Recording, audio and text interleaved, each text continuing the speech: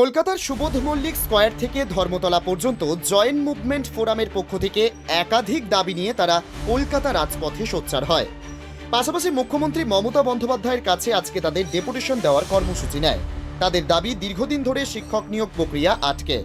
সরকারি দপ্তরগুলিতে প্রায় 50,000 শূন্য পদ থাকার পরেও কেন নিয়োগ প্রক্রিয়া হয় না তা নিয়েও তারা প্রশ্ন তোলেন এই মিছিল থেকে।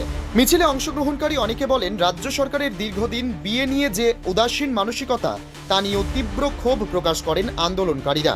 এই মিছিলে সরকারি কর্মচারীদের মোট 7টি সংগঠন অংশগ্রহণ করে।